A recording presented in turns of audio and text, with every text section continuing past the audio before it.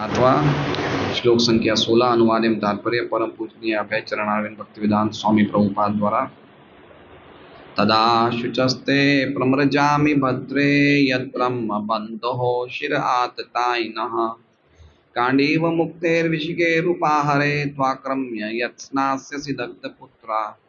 तदा उस समय शुचः शोक के आंसू ते तुम्हारे प्रमरजामी पहुँच दूंगा भद्रे हे भद्रसती यत जब ब्रह्म बंधो पतित ब्राह्मण का शिरः सिर आततायिना आततायिका गांडीव मुक्ते गांडीव नामक धनुष से छोड़े गए विशिखे बाणों से उपाहरे तुम्हें भेंट करूंगा त्वा तुम स्वयं आक्रम्य उस पर चढ़कर यत जो स्नास्यसि स्नान करोगी दग्ध पुत्रा पुत्र को धा देने के बाद। अनुवाद। हे देवी, जब मैं अपने गांडीव धनुष से छोड़े गए तीरों से उस ब्राह्मण का सिर काट के तुम्हें भेंट करूंगा, तभी मैं तुम्हारे आंखों से आंसू पोंछूंगा और तुम्हें सांत्वना प्रदान करूंगा। तब तुम अपने पुत्रों के शरीरों का दाह करने के बाद उसके सिर पर खड़े होकर स्नान करना। ओम अज्ञानतिमिरान्धस्य ज्ञानाञ्जनशलाकया चक्षुरुन्मीलितं येन तस्मै श्रीगुरुवे नमः। नाम श्रेष्ठमनुभवेक्षति पुत्रमत्र स्वरूपं रूपं तस्याग्रजं रूपुरीं माधुरीं गोष्ठवातिं राधाकुण्डं गिरिवरमहो राधिका माधवाशं प्राप्तो यस्य प्रतिदा कृपया श्रीगुरुं तनोतमोऽस्मि वन्देऽहं श्रीगुरोः श्रीयुतपदकमलं श्रीगुरुं वैष्णवांश श्रीरूपं सव्रजातं सैगण्डमुनाथान्वितं तं सजीवं साद्वैतं सावधूतं परिजनसहितं कृष्णं चैतन्यं श्रीराधा कृष्णपादां सैगणललिता शिवशाखान्वितांश्च। गुरु वैष्णव भगवान तीन स्मरण है विघ्न विनाशनाय सर्व निजवांछित। हरे कृष्णा कृष्णा कृष्णा हरे हरे हरे राम राम राम हरे हरे। हरे कृष्णा। तो श्रीमद् भागवतम के इस क्लास में श्लोक संख्या 15 का तात्पर्य नहीं, इसलिए हम खाली एक बार पढ़ लेते हैं। तो द्रौपदी का जो विलाप है, जो आप लोगों ने परसों सुना होगा भागवतम क्लास में, कि कैसे उनके अश्वत्थामा ने द्रौपदी के 5 पुत्रों का वध करके उनको उपहार स्वरूप में किनको भेंट किया? दुर्योधन को, उनको प्रिय पहुंचाने के लिए, उनकी प्रसन्नता के लिए। लेकिन दुर्योधन को उससे प्रसन्नता नहीं हुई और दुर्योधन ने कहा कि ऐसा कार्य बहुत विगर्हित कार्य है, निंदनीय कार्य है। तो ये हमने कल परसों देखा था। आगे द्रौपदी का विलाप और आगे 15वें श्लोक में है माता शिशुनाम निधनम सुतानाम। 15वां श्लोक। माता मतलब द्रौपदी, शिशुनाम मतलब उनके बच्चे। शिशु मतलब एक तरह से शिशु का अर्थ होता है कि छोटे बच्चे, लेकिन उनके बच्चे छोटे इतने नहीं थे, 17-18 साल के थे, क्योंकि सब युद्ध में सबने भाग लिया था, इसलिए शिशुनाम मतलब उनके खुद के बच्चे। निधनम सुतानाम, सुतानाम मतलब उनके खुद के बालकों का जब निधनम, उनकी मृत्यु, निशम्य जब सुनी उन्होंने, जब द्रौपदी ने अपने बालकों की, पुत्रों की मृत्यु के समाचार सुने, तब क्या हुआ? घोरम परितप्यमाना, उनको बहुत ही अद्भुत जबरदस्त प्रकार का उनको दुख हुआ, बहुत ही ज़्यादा उनको मतलब ऐसा क्या कहते हैं, शोक हुआ, क्योंकि उनकी बहुत ही नृशंस हत्या करी गई थी। सोते हुए उनको मार दिया गया था, तो उसको बड़ा उनको दुख हुआ, शोक हुआ। और उस समय तदा अरुदत रोने लग गई, वो द्रौपदी रोने लग गए। बाष्प कल आकुलक्षी और आंखों में आंसू के साथ उनकी आंखें आंसू से भर गई। तो उस समय काम उनको सांत्वयन, उनको आश्वासन दिया। किन्होंने दिया? किरीटमाली। किरीटमाली अर्जुन का नाम है। किरीट मतलब मुकुट, और माली मतलब जिनके मुकुट में माला रहती है। तो ऐसे अर्जुन का नाम है किरीटमाली। तो किरीटमाली मतलब अर्जुन ने उनको, द्रौपदी को सांत्वना देते हुए कहा। क्या कहा वो आज हम श्लोक में चर्चा करेंगे। तो 15वां श्लोक का जो अनुवाद है इस प्रकार है कि जब माता द्रौपदी ने अपने पुत्रों का निधन, अपने पुत्रों की मृत्यु के समाचार सुने, जो इस प्रकार से नृशंस हत्या करी गई है, तो उनसे उनको अद्भुत और बहुत ही भयंकर उन्हें पीड़ा हुई, बहुत ही उनको शोक हुआ और उनकी आंखें आंसू से भर गई। और उस समय अर्जुन ने उनको सांत्वना देते हुए ये कहा। ठीक है, अब आज का श्लोक इस प्रकार है। तदा शुचस्ते प्रमरजामि भद्रे। तदा, तदा मतलब उस समय, उस समय शुचस्ते, शुचस्ते मतलब आपका जो शोक है हे द्रौपदी, ये अर्जुन बोल रहे हैं। किनको बोल रहे हैं? द्रौपदी को। तदा, तदा शुचस्ते प्रमरजामि भद्रे। तो भद्रे मतलब द्रौपदी को कह रहे हैं भद्रे। तो भद्रे मतलब तुम सौभाग्य से भरी हुई हो, इसलिए हो सकता है कि अश्वत्थामा से लड़ते समय मेरी भी मृत्यु हो सकती है, अर्जुन ऐसा बोल सकता है। लेकिन चूंकि मैंने उनको तुम्हें भद्रे बोला है, मतलब तुम सौभाग्य वाली हो, शाली हो, तो मेरी मृत्यु नहीं होगी, इसलिए भद्रे बोला उन्होंने। ठीक है, ऐसे समझना चाहिए। बहुत ऐसे आचार्य बहुत ही गहरे अर्थ बताते हैं। तथा तो उस समय हे भद्रे, मैं उस समय आपके आंसू पोंछूंगा। तदा शुचस्ते प्रमरजामि मतलब पोंछना, और शुचस्ते मतलब आपके आंसुओं को, जो आप शोक के कारण रो रहे हैं, उन आंसुओं को मैं तब पोंछूंगा। कब पोंछूंगा? यद ब्रह्म बंधो शिर आतताइना। जब मैं उस ब्रह्म बंधु, ब्रह्म बंधु मतलब अश्वत्थामा। तो ब्रह्म बंधु का अर्थ क्या होता है? जो व्यक्ति के बाप ब्राह्मण है लेकिन उसने खुद के कार्य ब्राह्मण जैसे नहीं है, इसे कहा जाता है ब्रह्म बंधु। तो जो व्यक्ति ने ऊंची जाति में जन्म तो लिया है, लेकिन उसके कार्य उस जाति के अनुसार नहीं है, उसके कार्य और गुण उस जाति के अनुसार नहीं है, तो उन्हें क्या कहा जाता है? ब्रह्म बंधु, है ना। तो अश्वत्थामा को ब्रह्म बंधु कहा गया है। ब्रह्म बंधु मतलब उनके पिता तो महान थे, ऊंचे सिद्धांत वाले व्यक्ति थे द्रोणाचार्य, लेकिन उनका बेटा ऐसा नहीं था। तो बेटे और बाप में फर्क था। बेटे ब्राह्मण थे, अरे बाप ब्राह्मण थे, लेकिन बेटे ब्राह्मण कहलाने योग्य नहीं है। क्या कहलाने योग्य है? ब्रह्म बंधु। तो ब्रह्म बंधु बोलने से अर्जुन ये सूचित करना चाहते हैं कि अगर मैं इसको मारूंगा तो मुझे दोष नहीं लगेगा, इसलिए ब्रह्म बंधु बोला है। क्यों दोष नहीं लगेगा? क्योंकि आतताइना, वो क्या है? आतताई है। यद ब्रह्म बंधो शिर आतताइना। तो आतताइना का अर्थ क्या होता है? आतताइना का अर्थ होता है जिसने 6 प्रकार के गलत काम करे हों, उन्हें आतताई कहा जाता है। तो वो हम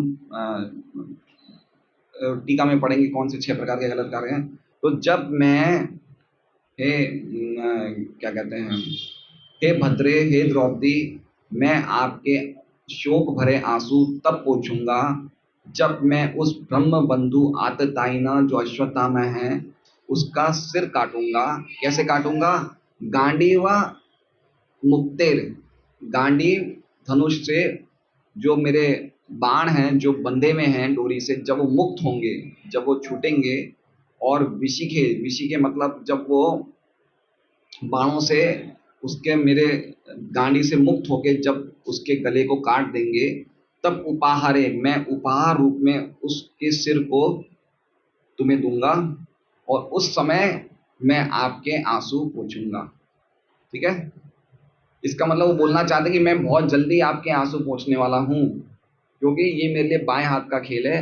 उनका सिर काटना मैं तुरंत कर दूंगा। इसलिए प्रमरजामि, प्रमरजामि को प्रेजेंट टेंस में लिया है। प्रेजेंट टेंस मतलब अभी कर ही रहा हूँ, बस हम बोलते ना, बस रुक जाओ मैं ला रहा हूँ एक सामान।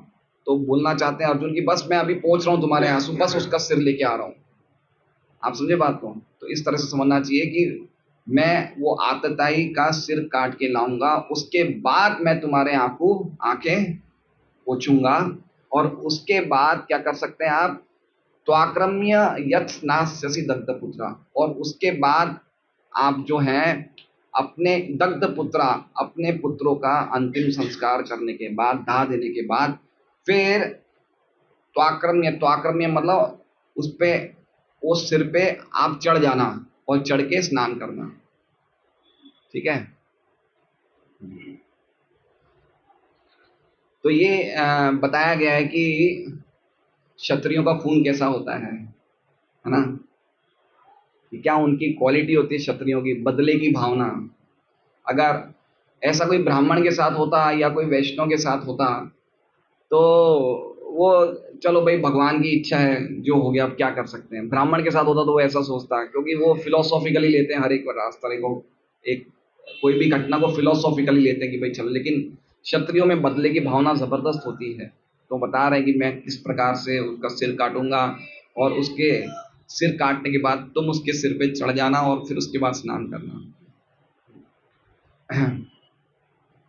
तो ये आज का श्लोक है। अब देखते हैं इसमें विश्वनाथ चक्रवर्ती ठाकुर क्या कह रहे हैं। वैसे आज के जो ये 2-3 श्लोक हैं, सब ये सब कथा जैसे ही हैं, कोई इतना कोई इनमें विशेष वो नहीं है, तात्पर्य नहीं है प्रभुपाद जी के। लेकिन अभी जो 16वें श्लोक का तात्पर्य है, उसका अर्थ है, विश्वनाथ चक्रवर्ती ठाकुर कहते हैं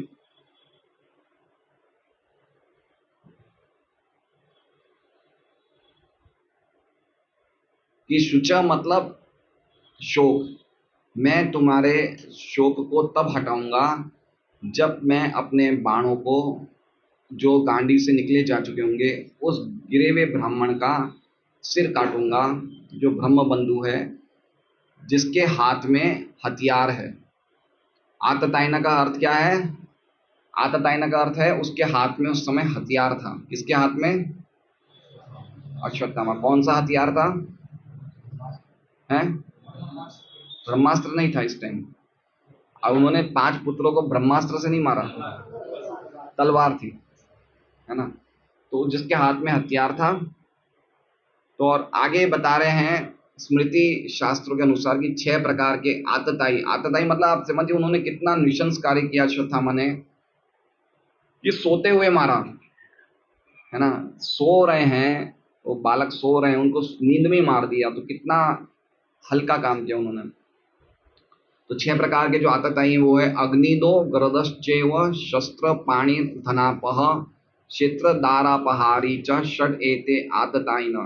6 प्रकार के आतताई कौन से हैं? एक तो वो जो आग जलाता है घर पे, दूसरा जो जहर देता है, तीसरा जो शस्त्रों से आक्रमण करता है, चौथा जो धन को चुराने वाला है, पांचवा जो संपत्ति को, जमीन को चुराने वाला है, और छठा जो अपनी पत्नी को अपहरण करने वाला है। तो ये वशिष्ठ स्मृति के अनुसार 6 आतताई हैं। इनको मारने से कोई प्रकार का पाप फल नहीं लगता है, इन 6 प्रकार को आतताई को मारने से। तो ये विश्वनाथ चक्रवर्ती ठाकुर की टीका थी।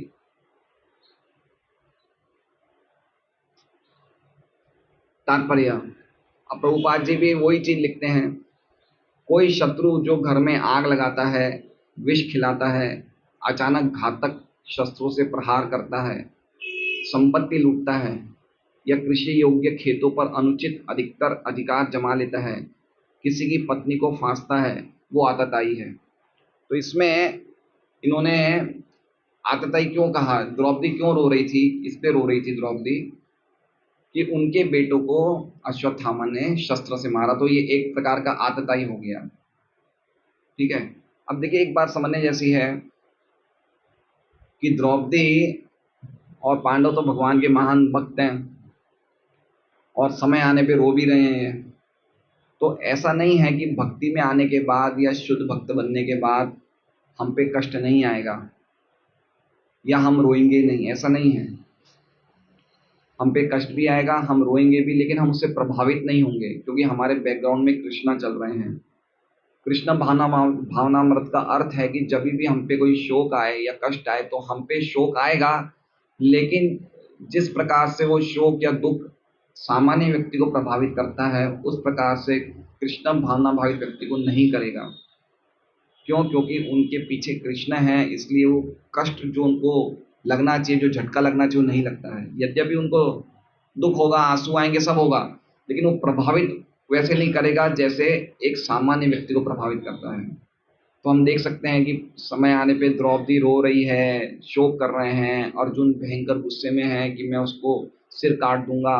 हमें ऐसा लग रहा है तो बिल्कुल सामान्य व्यक्ति हैं, इस प्रकार से सामान्य व्यक्ति जैसे इनके ट्रांजैक्शंस हैं, लेकिन इनके जो कुछ भी कार्य हैं उन कार्यों में संपूर्ण तरीके से कृष्ण है। इसलिए जो उनको कोई भी प्रकार का, यद्यपि वो कार्य कर रहे हैं, लेकिन उनको कोई भी प्रकार से हृदय से ऐसा शोक नहीं हो रहा है जिससे कि वो बहुत जबरदस्त तरीके से शोकाकुल हो गए हों।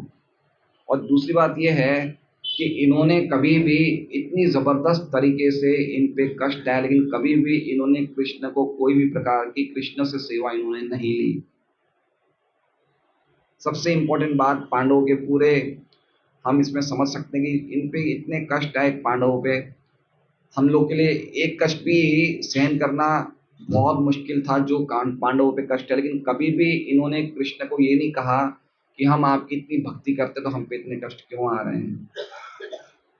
कभी भी नहीं कहा उन्होंने। कभी भी कृष्ण से अपनी, यद्यपि उन पे कष्ट आता तो कृष्ण करके चिल्लाते थे वो, लेकिन कभी उन्होंने कंप्लेन नहीं करी भगवान को कि मैं आपका इतना भक्ति करता हूं तो ये मेरे जीवन से कष्ट हटा दीजिए।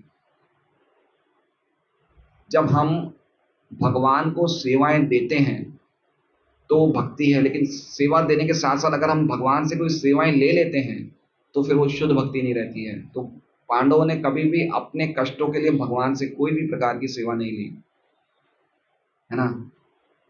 अपितु उन्होंने तो कष्ट मांगे। द्रौपदी ने क्या कहा, कुंती महारानी क्या कहते हैं, विपदा संतु ता शश्वत, कि बार बार मेरे जीवन में विपत्तियां आए और कैसे आए, शश्वत आए। शश्वत मतलब हमेशा आए, हैं। विपदा संतु ता शश्वत यत्र यत्र गदाधर तत्पदेर, क्या है वो श्लोक, तत्र तत्र जगतगुरु भवतो दर्शनम याद स्यात् अपुनर्भव दर्शनम, कि बार बार हे जगत गुरु हम पे कष्ट आए जिससे कि हमें आपके दर्शन होते रहें, और आपके दर्शन होने का अर्थ है कि हमें वापस पुनर्जन्म नहीं होगा। तो इस शुद्ध भक्ति की क्या क्वालिटी होनी चाहिए, कभी भी हमें भगवान से सेवा नहीं मांगनी चाहिए, भगवान को सेवाएं देनी चाहिए। पर्टिकुलरली अपनी सुविधा के लिए हम सेवा मांग सकते हैं भगवान से कि हमें आपकी भक्ति में लगना है तो हमें कुछ सुविधा दी, वो एक अलग बात है, लेकिन अपने खुद के दुखों को दूर करने के लिए भगवान से कुछ मांगना वो शुद्ध भक्ति नहीं है। प्रभुपाद जी एक बहुत अच्छा एग्जाम्पल देते हैं कि एक बार वृंदावन के वन में रूप गोस्वामी और सनातन गोस्वामी थे, दोनों भाई थे। तो दोनों अलग अलग रहते थे। तो एक बार रूप गोस्वामी छोटे भाई थे, सनातन गोस्वामी बड़े भाई थे। तो एक बार रूप गोस्वामी की इच्छा हुई कि मैं अपने बड़े भाई को प्रसाद फीस्ट, प्रसाद प्रीति भोज में बुलाऊं। तो उन्होंने सोचा कि मेरे पास तो वन में बैठा हूँ, कहाँ से इतनी सब वैरायटी आएगी, कैसे मैं अपने भाई को भोजन कराऊंगा, नाना प्रकार के व्यंजन कैसे प्राप्त करूंगा। तो एक बहुत सुंदर लड़की आती है उनके पास। बोले बाबा क्या कर रहे हो, बोले बस मुझे तो कुछ खाने वाने की तैयारी कर रहा हूँ, कुछ बनाना है। तो वो बहुत सारी चीजें लेके आई अपने साथ और बोले कि हमारे यहाँ पे कुछ उत्सव चल रहा था तो इतनी सारी चीजें मैं लेके आया हूँ, तो आप इससे बना लो जो भी आपको बनाना हो। तो अलग अलग प्रकार के खीर, घी, अन्न, दाल, चावल, सब कुछ वो सुंदर बालिका ने इनको दे दिया रूप गोस्वामी को। वो देके चली गई और रूप गोस्वामी ने बहुत ही स्वादिष्ट सुस्वादु प्रसादम भोग बनाया, भगवान को भोग लगाया। फिर उनके भाई सनातन गोस्वामी आते हैं और सब प्रसाद खाते, तो उनको लगता है इतना अद्भुत प्रसाद, वो भी तुमने वन में कैसे एकत्रित करी, इतनी सारी चीजें कैसे बनाई तुमने। तो रूप गोस्वामी कहते हैं कि आज सुबह ही एक बहुत सुंदर लड़की आई और उसने कहा कि बाबा आपको क्या चाहिए। तो मैंने बोला भाई ये सब चीज़ें मुझे आवश्यकता है, मुझे प्रसाद बनाना है। तो उन्होंने सब इतनी सब, वो लड़की ने इतनी सब चीज़ें दे दी। तो सनातन गोस्वामी ने रूप गोस्वामी को डांटा, ये तुमने क्या कर दिया, वो राधा रानी थी, वो तुमने राधा रानी से सेवा ले ली, क्या गड़बड़ काम कर दिया तुमने। तो उनको बड़ा दुख हुआ कि ये तुमने क्यों किया। तो ये शुद्ध भक्तों की पहचान होती है कि भगवान से वो कभी भी कोई भी प्रकार की सेवा नहीं लेते हैं। तो हम लोग के मन में कभी कभी विचार आते हैं कि हम इतनी भक्ति करते हैं, हमारे जीवन में ऐसा क्यों आया, भगवान को ऐसा क्यों किया हमारे साथ। लेकिन शिक्षाष्टकम का जो 8वां श्लोक है, क्या है, आश्लिष्य वा पादताम किनष्टु माम अदर्शनाम मर्मताम करोतु वा यथा तथा वा विदधातु लंपटो मत प्राणनाथस्तु सएव नापर। भगवान पूर्ण स्वतंत्र है, उनको सब कुछ करने का पूरा हकदार है, हक है। तो ये भावना से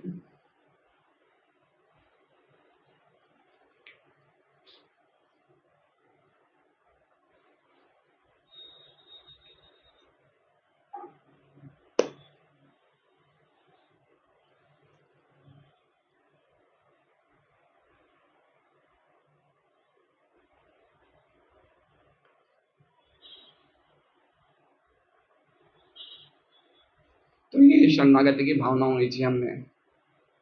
कभी भी हमें भक्ति में ये नहीं समझना चाहिए कि मेरे जीवन में इतने कष्ट क्यों आ रहे हैं, भगवान ऐसा मेरे साथ क्यों कर रहे हैं। ये शुद्ध भक्ति की भावना नहीं है। तो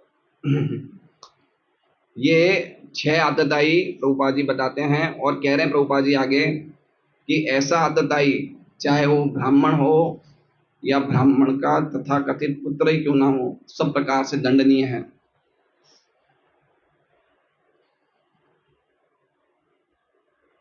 जब अर्जुन ने अश्वत्थामा नामक आतताई का सिर काटने की प्रतिज्ञा की तो भली भांति जानता था कि अश्वत्थामा ब्राह्मण का पुत्र है, लेकिन चूंकि उस तथाकथित ब्राह्मण ने कसाई जैसा कार्य किया था अतः वो आतताई था, और ऐसे धूर्त ब्राह्मण के पुत्र को,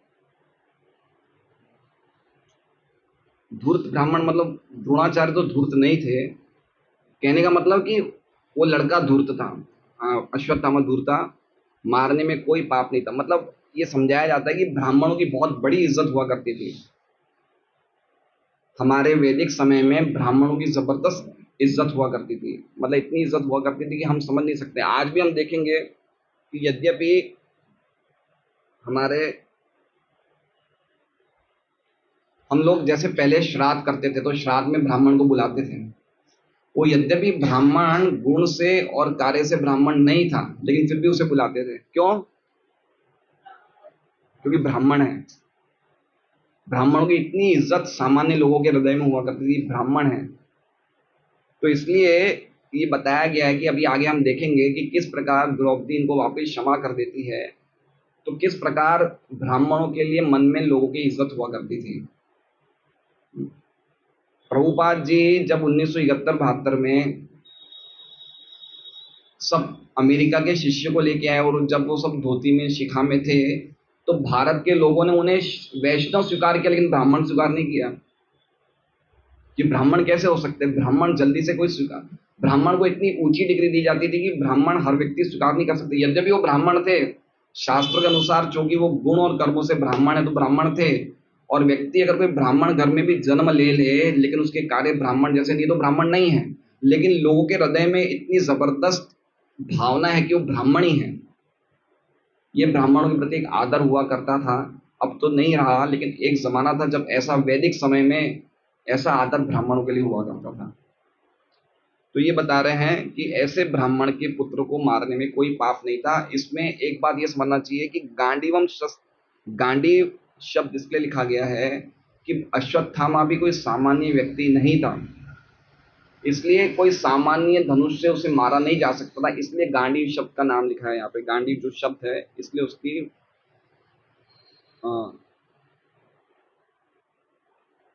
उसको गांडीव बताया गया ऐसे।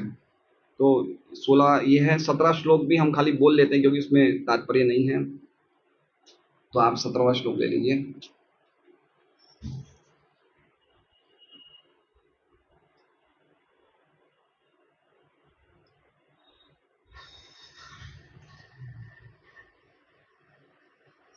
इति प्रियां बल्गु विचित्र जल्पे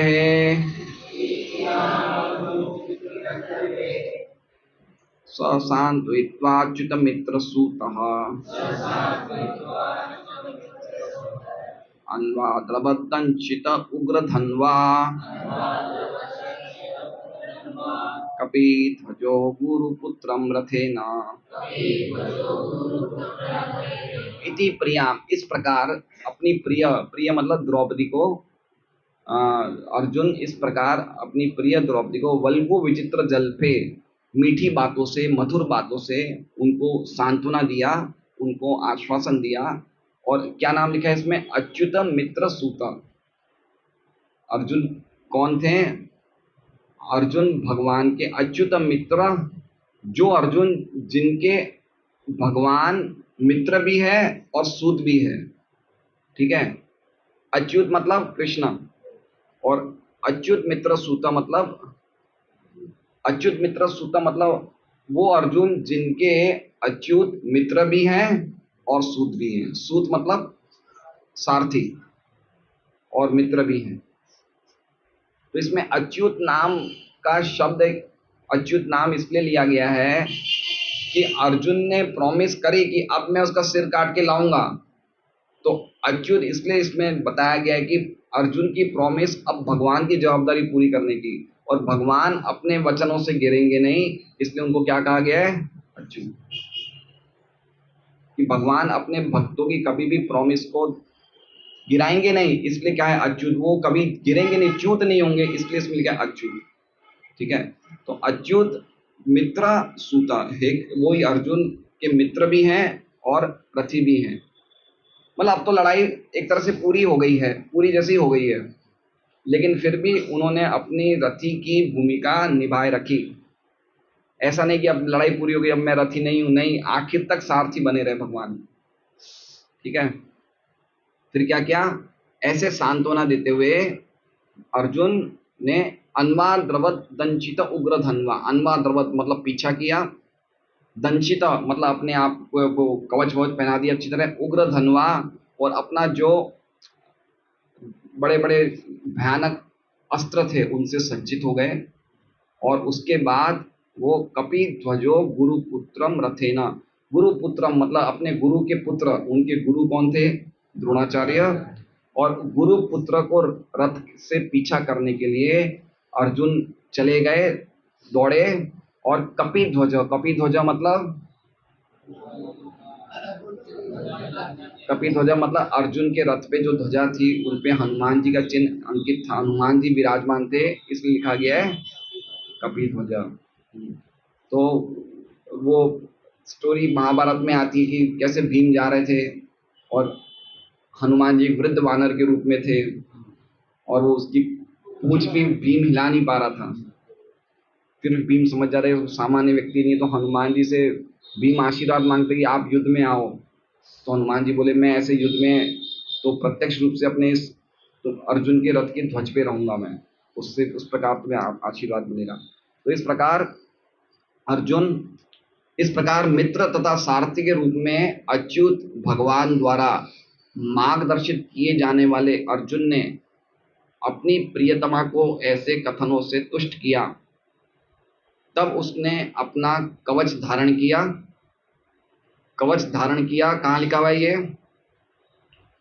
दंशित, और भयानक अस्त्र शस्त्रों से लेस होकर कहाँ लिखा है? उग्र धनवा।